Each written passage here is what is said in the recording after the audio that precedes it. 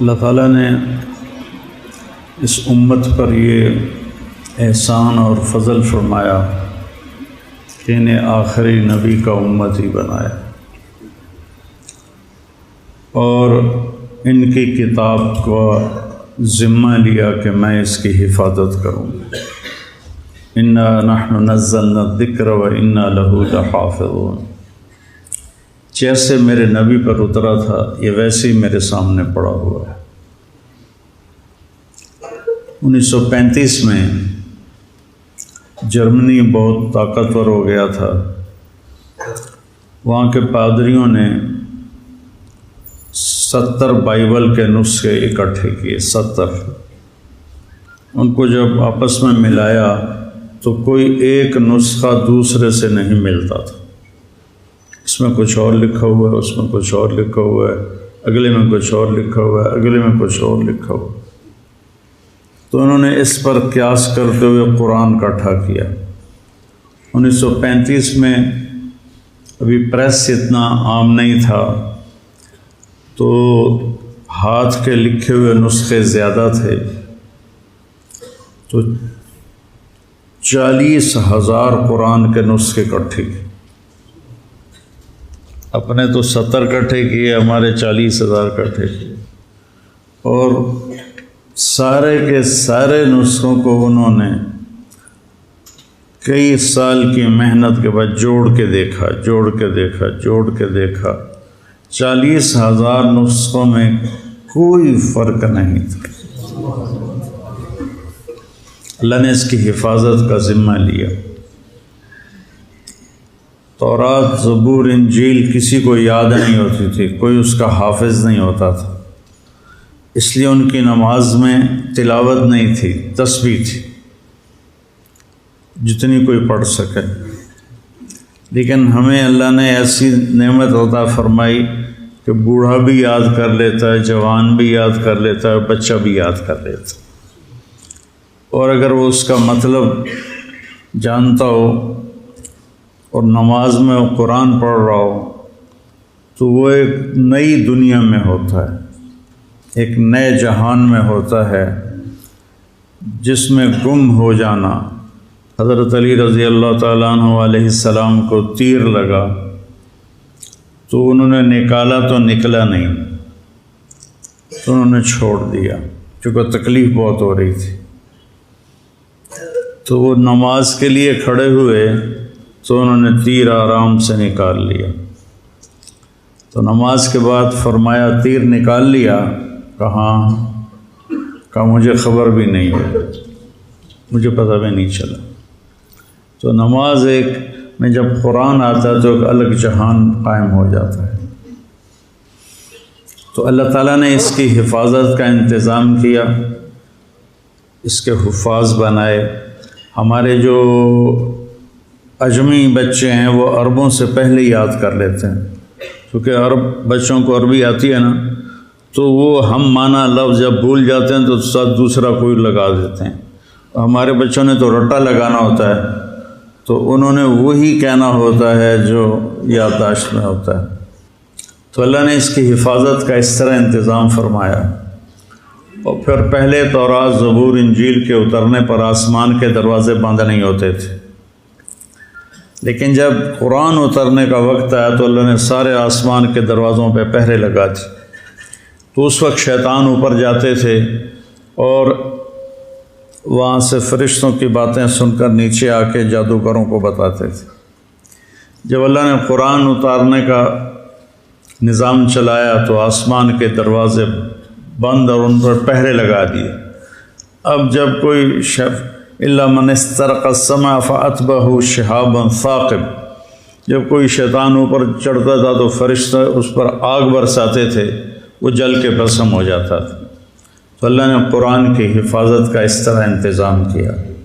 اور پھر میرے نبی نے فرمایا وَإِذَا الْتَبَسَتْ عَلَيْكُمُ الْأُمُورُ كَقِطْعِ اللَّيْلِ الْمُظْلِمِ فَعَلَيْكُمْ بِالْقُرْآنِ۔ جب رات اندھیری کی طرح فتنے چھا جائیں اور ہاتھ کو ہاتھ سجھائی نہ دے تو تم قرآن کو مضبوطی سے پکڑ لیں کہ اس میں کوئی چیز داخل نہیں کر سکتی، نہ نکال سکتا ہے نہ داخل کر سکتا ہے۔ یہ اللہ کا ایسا خوبصورت نظام ہے اس میں۔ فَإِنَّهُ مَاحِلٌ مُصَدَّقٌ وَشَافِعٌ مُشَفَّعٌ، اس کا جھگڑا بھی اللہ قبول کرے گا، اس کی شفاعت بھی اللہ قبول کرے گا۔ مَنْ جَعَلَهُ أَمَامَهُ قَادَهُ إِلَى الْجَنَّةِ، جو قرآن کو آگے رکھے گا۔ آگے رکھنے کا مطلب ہے کہ اپنے آپ کو قرآن کی زندگی کے تابع کر دے گا۔ قرآن جس زندگی کو بتاتا ہے یہ اس کے تابع ہو جائے گا اور اپنی ساری خواہشات کو اس پہ قربان کر دے گا۔ تو ساقہ الی الجنہ، قرآن اس کا ہاتھ پکڑ کے اس کو جنت میں پہنچا دے۔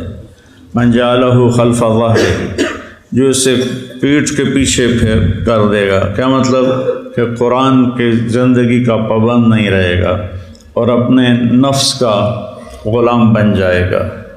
بئس عبد الدرہم، بئس عبد الدینار و عبد الدرہم و عبد القطیفہ، جو پیسے کے غلام بن جائیں گے، جو زیب و زینت کے غلام بن جائیں گے، قرآن کو پیچھے پھینک دیں گے، اس کے مطابق عمل نہیں کریں گے، تو ساقہ الی النار، تو اس کو دھکا دے کے جہنم میں گرا دے گا۔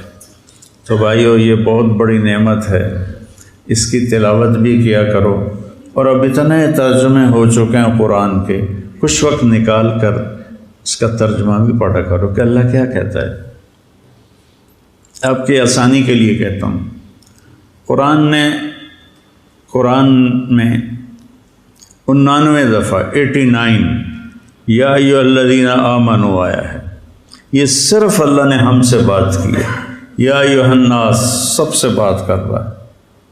یا ایھا الذین کفروا کافروں سے بات کر رہا ہے۔ یا اہل الکتاب یہود و نصارہ سے بات کر رہا ہے۔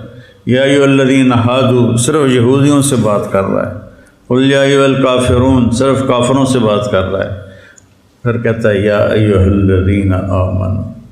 یہ اللہ نے ہمارے نبی کی توفیل ہمیں کتنی بڑی شہادت ملی ہے کہ اللہ کہہ رہا ہے یا ایھا الذین آمنوا، اے میرے وہ بندو جو ایمان لائے، یعنی اللہ ہمارے ایمان کی گواہی دے رہا ہے، اے ایمان والو۔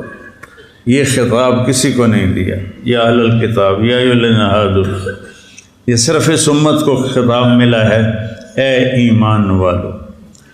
تو جب اللہ کہتا ہے اے ایمان والو تو اس کا مطلب ہے کہ صرف آپ سے بات کر رہا ہے، اور اب کسی سے بات نہیں ہو رہی۔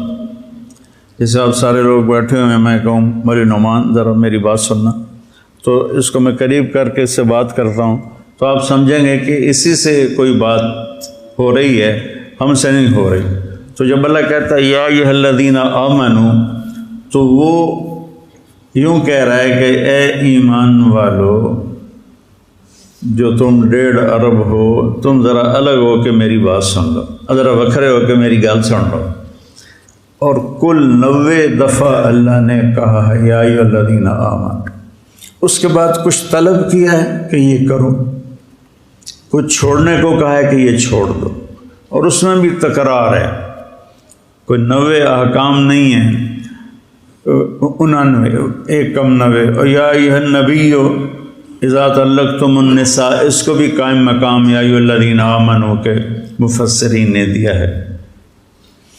تو صرف وہ پڑھ لو یا ایھا الذین آمنوا، اے ایمان والو، اے میری گل سن لو، وہ چن لو۔ اس پر کتابیں بھی لکھی ہوئی ہیں، الگ کتابیں ہیں، ان کا ترجمہ بھی ہے، تو وہ پڑھ لو۔ اصل تو پورے قرآن کو، ورنہ چلو اتنا ہی پڑھ لو، تو قرآن سے ہمارا دل لگ جائے۔